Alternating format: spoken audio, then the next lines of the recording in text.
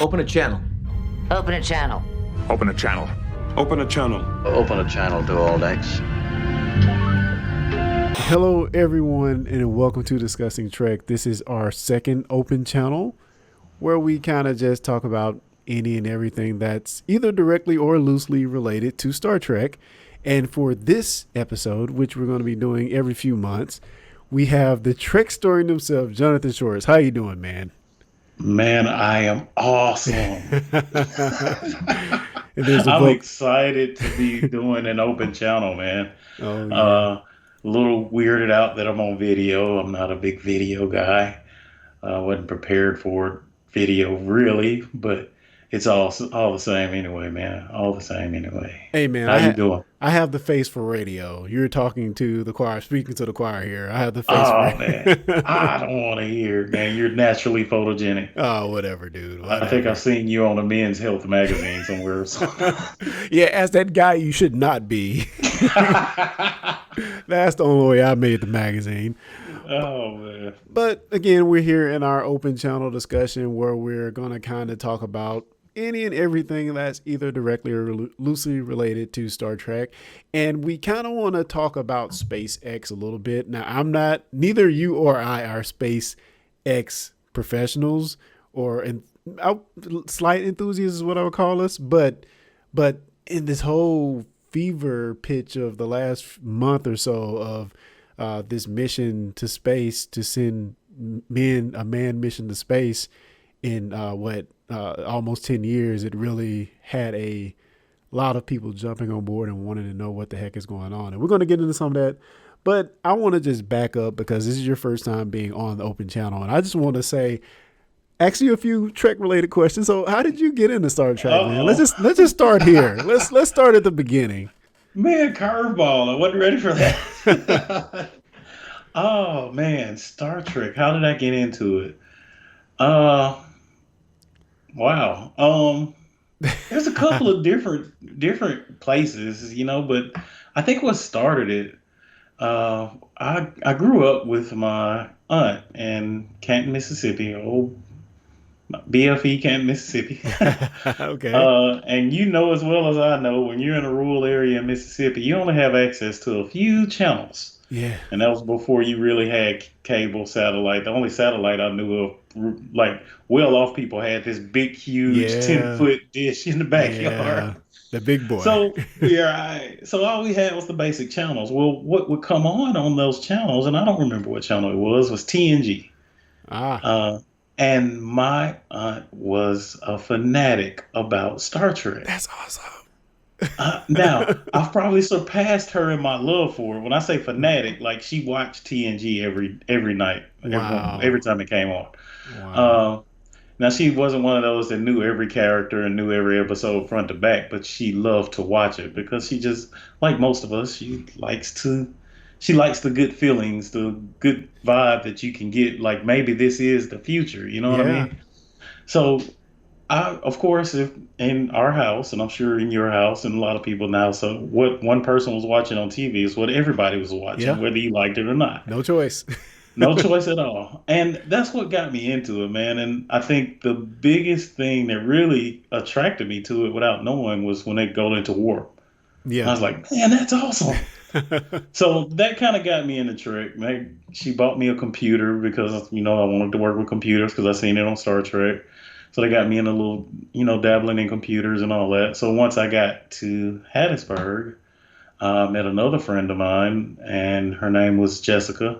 Mm-hmm. She introduced me to DS9, and I started watching DS9. And I think I read the book. That was actually one of the first Star Trek books I read was the DS9 book. Oh, wow. That was amazing.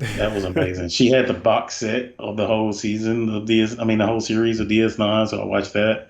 And then, man, as you know, you and I were roommates. Everybody didn't know, now, for a while. And you got me on to Voyager and Enterprise, and that's just added on to it. I was like, what? Yeah. There's more Trek, man. Yeah. That is awesome. Yeah. So from there, it went on. Yeah, it's so crazy because I know for me and most of the people that are on our podcast, we're not hardcore TOS fans in the least. Now we watch it, we enjoy it, but it's not our Star Trek per se.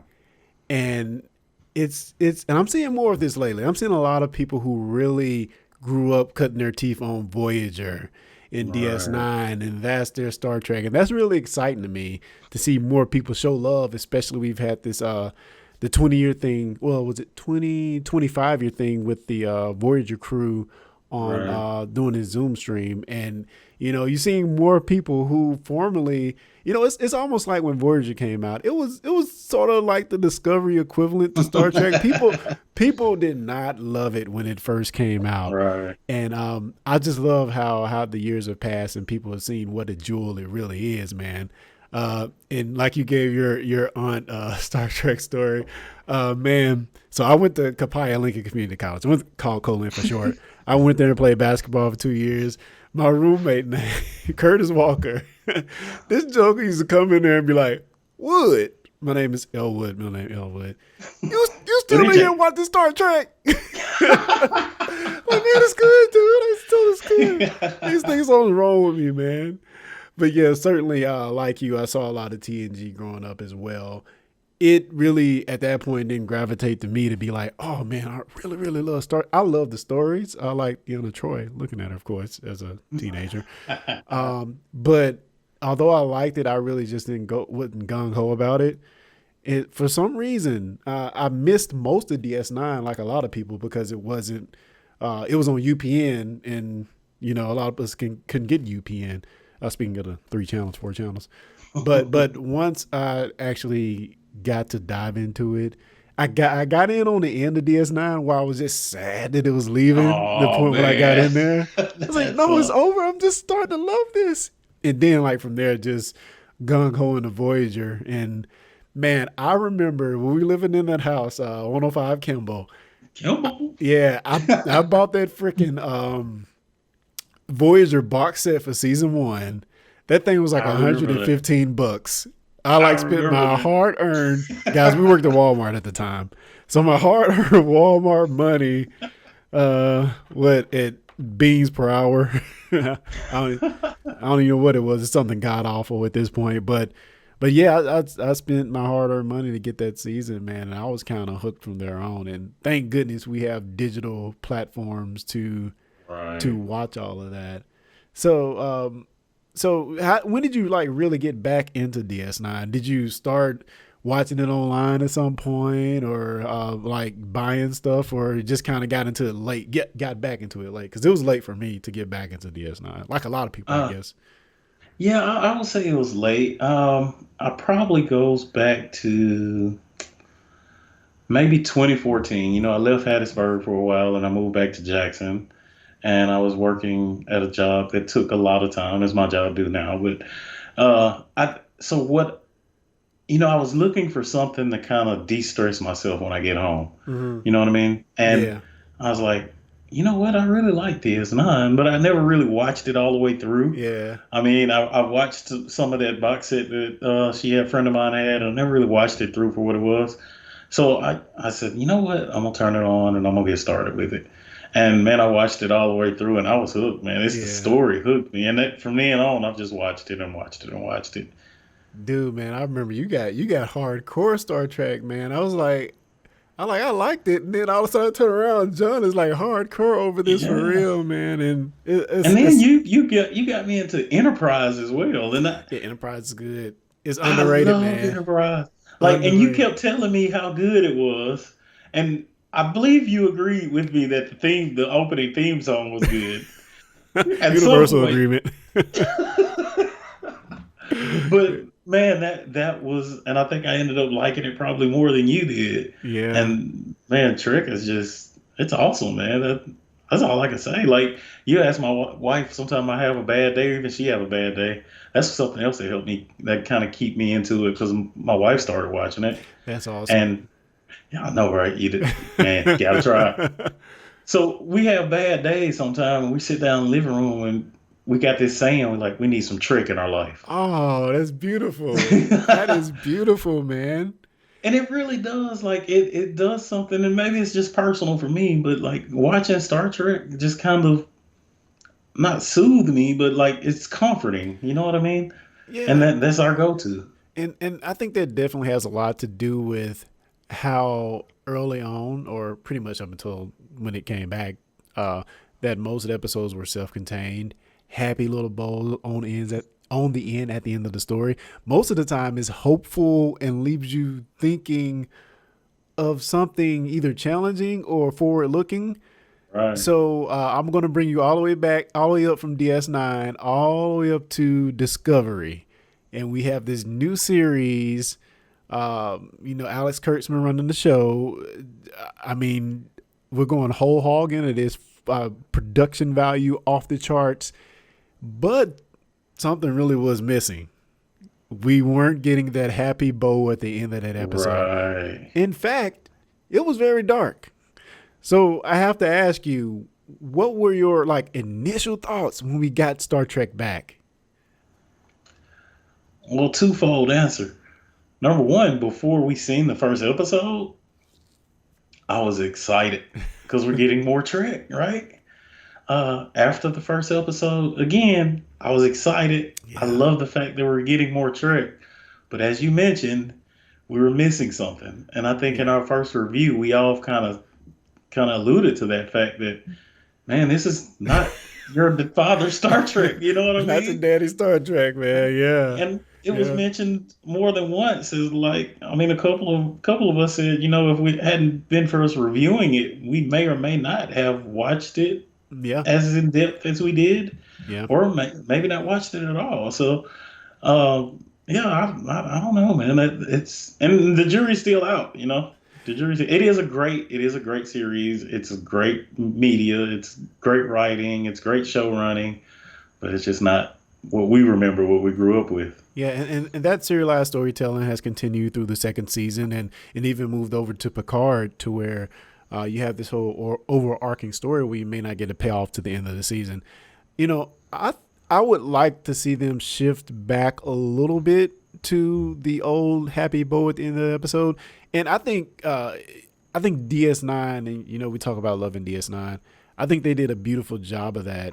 We still have this overall narrative that you may hear about it in some episodes, you may not. But what they did do in each episode is at least you had some bit of completion, uh, Right. and some resolution. But I think, especially with these newer series, they aren't going in that direction so much. So, No. and again, on top of that, we had to deal with not being really in the future. Well, when it comes to Discovery, going back to the past and all the problems that entails. So, that being said, we have Strange New Worlds coming up with Anson Mount, Rebecca Romaine, and Ethan Peck reprising the roles of Number One Spock and Captain Pike. And they've said it's going to be more forward looking, more future looking, and optimistic. Is that something you're looking forward to seeing coming up? And just, in Abs- relation to season 2 of Discovery as well, like what do you think about this whole thing of coming to I'm, I'm, Strange New I'm, Worlds? abs- I'm absolutely looking forward to it, man, and not just because I think we're missing something, but I want to see something different. And Yeah. again, it goes back to the same thing before Discovery. We're getting more Trek. Like Yeah. that has You to be a believe it. positive thing. Yeah, you know what I mean. So hopefully we don't suffer from Trek overload. I don't think I would, Yeah. but I mean, how many fans are out there that actually that hardcore that would continue just because it's Trek? But I would be glad to see that happy, tied up, neat ending of every episode. Because that kind of would take me back to, if we sit down in the living room and we just need some Trek in our life, that would be what I want to see. Yeah. I don't want to sit and watch the episode and then have to go to bed wondering, oh man, what happened? And you really have to give credit to that formula, man, because I mean, those episodes that we have watched in the past are still pretty timeless once you think about it. And you've seen the Orville, Seth MacFarlane's The Orville, come in and invoke that feeling in a totally different world. All he did was Right. invoke that same feeling. It is Exactly. so beautiful. Man, and dare not I say, it's right Oh, up there. I would never say better on yeah. principle. I would never say better, but It's good, man. It- But let me throw you a question. yeah, what's up? What would you rank your top three series? Oh man. And Well, Orville is included in this.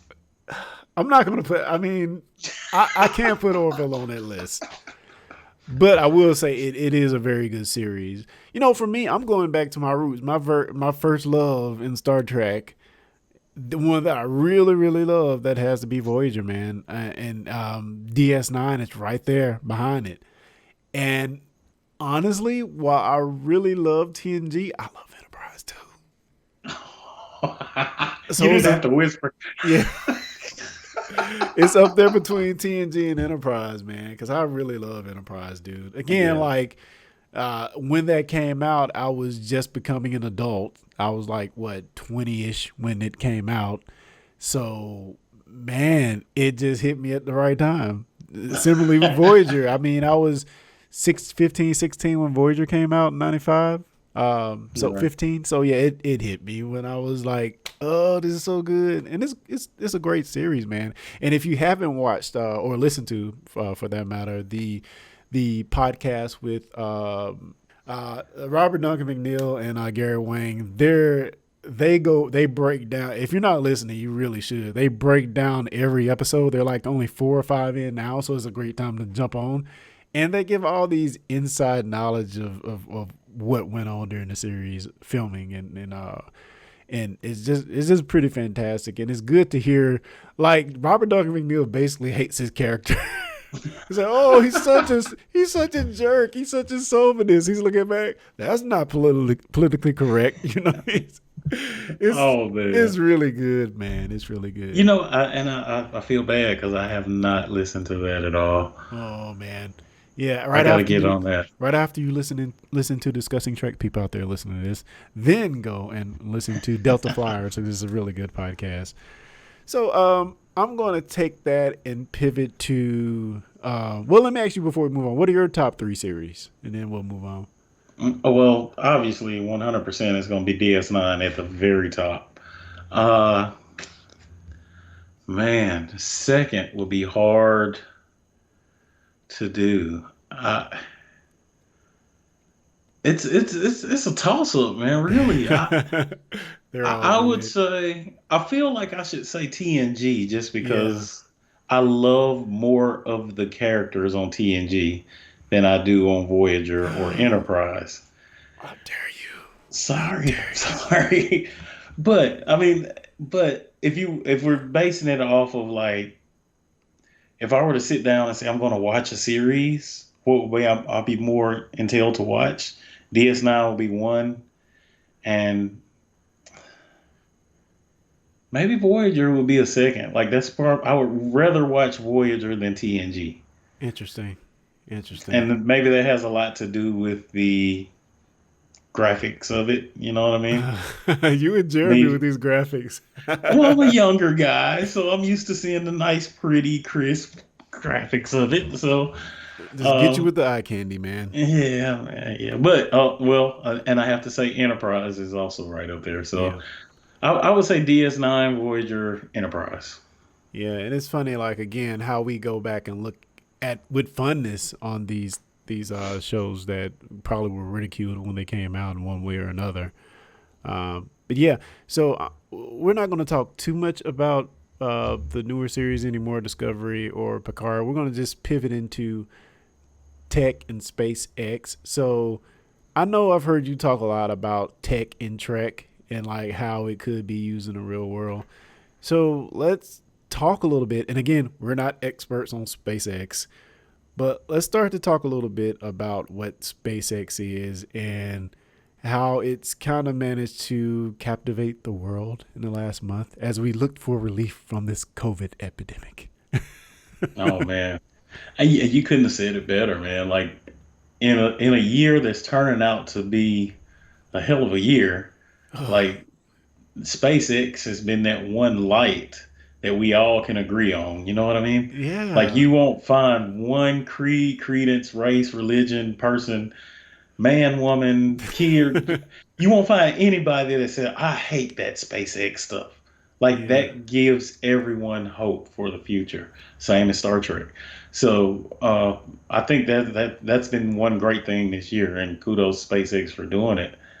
Um, and it's a good pivot from Enterprise because Enterprise has a lot to do. It speaks a lot on Earth and the human race actually transitioning to space dwelling Yeah. species, Yeah. and that's kind of where we're on our way to. From Mr. Everyone knows SpaceX CEO, founder, head designer, and coder, and everything else. He keeps his hands busy in it. Elon Musk. That's kind of been his goal. Yeah. Like that's what he wants to do. Yeah. So yeah, I've always called that guy the what's the guy's name? Iron Man of like our generation. the Tony Or Stark. Tony Stark. Yeah, that's what I was looking for. The Tony Stark our generation. Man, he's the Did founder you of. know? Go Did ahead. you know there's a documentary and it's called Elon Musk, the Iron Man of our generation? Is it really? It really is. It's on Amazon Prime, and it's pretty good. Like it takes a really deep dive into Elon Musk from a child all the way through. Wow. Yeah. He cut his teeth on one of the biggest internet companies at the time, PayPal. A South African born, I believe. So Yep. yeah, his journey has been pretty amazing. And it's funny because he's not the most eloquent presenter, No. but it's it's so fascinating that the message he has to say is so resonates so much that people just like latch on to him instantly, and definitely a very smart and yet still charismatic in a sense guy. So he founded SpaceX. So do we know what SpaceX's mission is in particular? Or what are Well, their it's goals? his ultimate goal is to set up a colony on Mars that the human race can migrate to in hopes that we prevent the uh, what do I want to call it? The Yeah, end well, of impending doom. civilization. Yeah, the end of our race. You know what I mean? Like, so his thing is, we have to do something because overpopulation and pollution and global warming, and we're going to eventually eradicate ourselves. And unless we find a way to, and basically just we're gonna have to throw this place in the garbage and go to a new one.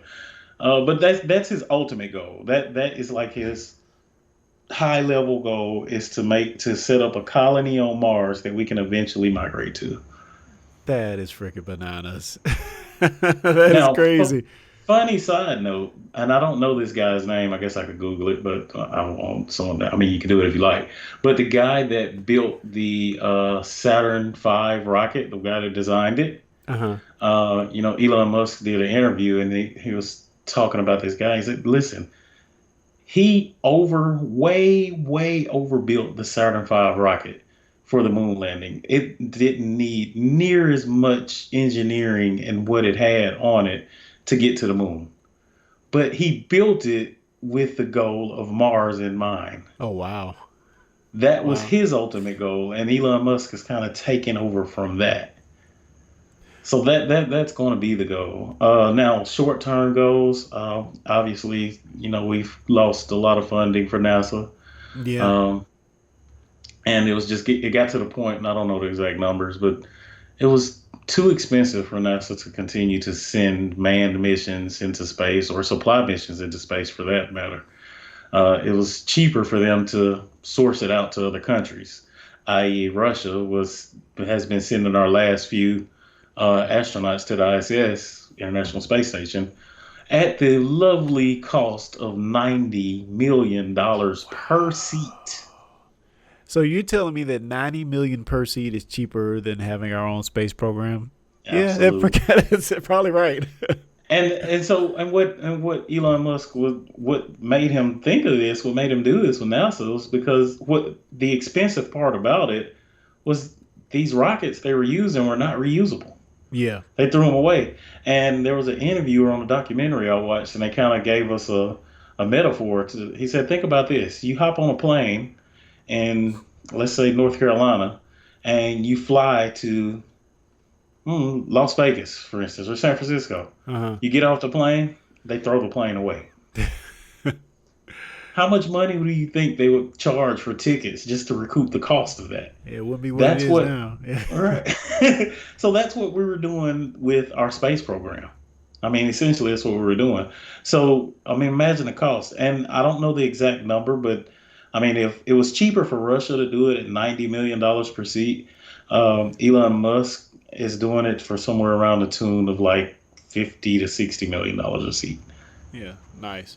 So, like, I remember when I was growing up, it was fascinating to see the space shuttle take off and land like an airplane, Oh. and just like the look and I'm gonna say feel because I never touched it, but the look of the space shuttle that looks so futuristic and forward looking. It looked Man. like something you'd see on a sci-fi movie going into deep space. And once you get into maybe the latter part of that around 2009 2010 where we're going through a economic downturn and they basically can the space shuttle program. Hmm. And for me, when we look at the stuff Elon Musk and even Jeff Bezos with Blue Origin are doing, I think they managed to do one thing that captured the imagination where people were like, okay, we got to get this space program going again. And I think, and we can dive into it, but I think it's like the vertical landing of the boosters and the main rocket. I think that was the one technological jump visually, because they did a lot of things as far as like how the rocket works, but visually Yeah. seeing that, you can't deny the awesomeness of that. Of course we got tired. We see stuff go to space before, you can only see it so many times. But to see that rocket come back down and land vertically, like you might see in the science fiction movie, that the first time I saw that, man, I thought I was like watching CG or something. Yeah, it's crazy, man. It Yeah. is crazy. And you know that the Falcon 9 rocket that Elon Musk is using to launch this Dragon capsule, I mean, they're on their fifth, like one of the boosters is on like its fifth flight in and out. That's And like crazy. you think of the amount of thrust and fuel and flame and fire and heat being put through those rockets just to get it there. Yeah. And then it gets there and it separates, falls back to Earth at the tune of some 20,000 kilometers per second, Yeah. freezing, superheated to the point of melting most metals. Like the wind that the forces put on it just at that speed, and you land it on a freaking boat Vertically, this long vertically. cylindrical tube. I mean, just seeing that devoid of going into space, just seeing something take off and land that is shaped like that, it would be amazing in its own right. And I mean, then you like, couldn't drop anything from your desk and land it like that. yeah, it's just freaking It's amazing, man. And Computers. did you see how they I watched one of the landings and I don't know which landing it was. There was a video on YouTube, but it was kind of showing the landing from the angle of the booster itself Uh and huh. how fast it was approaching the landing target. It's And then amazing. all of a sudden this rocket fires and it like immediately and then just man, that was just Yeah. so for because it was going so fast. It's like, man, it's gonna go straight through. I'm like, how is it gonna stop? Yeah. But Yeah, I think I want to have like a full episode of where we like really research and have like everybody on to talk about it, and even like if we can get an expert to come on and talk with us, uh, because yeah, the things that we've seen and that we know of that have happened, I would really like to hear the technical details. One thing I did want to bring up, there are setbacks. So I saw where they had their space shuttle, the silver looking thing. They didn't call it a shuttle. They called it the spaceship, I think is what they called it. They had their test, yeah, pressurized test, and it like blew up. That was right, scary. That was very scary. much. But you know the Falcon 9 rocket, like they blew up the first three attempts of it Oh wow. before they got to the last one, and at the time, at the very first test, Elon Musk made the comment that, listen, I only have enough money to do maybe 3 tests. Yikes. And somehow they pulled off a 4th test that was successful. So, I mean, they were expecting failure. So, Yeah, man. So, any other points you want to like point out before we kind of wrap it up? I think we kind of just briefly hinted on SpaceX and what I love of it is, and again, we're not experts, guys. We're just talking about it. 'Cause we saw it like everybody else, and we thought it was amazing, and we do like space. So, any other points you want to hit on before we kind of wrap this thing up? no, man. I mean, we could go on for probably another 2 hours just on a deep dive into what we may know and may not know and what we hope to know. But at the end of the day, I want to end just like I started, man. It's the SpaceX, Star Trek, and SpaceX is going to be the thing that brings us back together, that keeps us together. Yeah. Like those is one thing we all can agree on, and I think SpaceX will be that driving forward.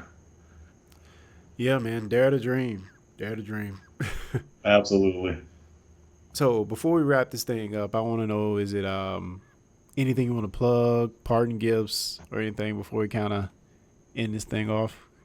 Oh man, not much, man. I'd say to everybody out there, if you're interested, check out Real Insight on Facebook. It's a audio visual show that me and a friend of mine in our real estate office are doing, and we're just kind of talking to experts in different fields of business. Not even experts; it could be just a regular person, but just gives us a little deep dive into the business world, and that's kind of help out entrepreneurs or business owners or self-employed people, real estate agents. So it's always a good thing to have more information.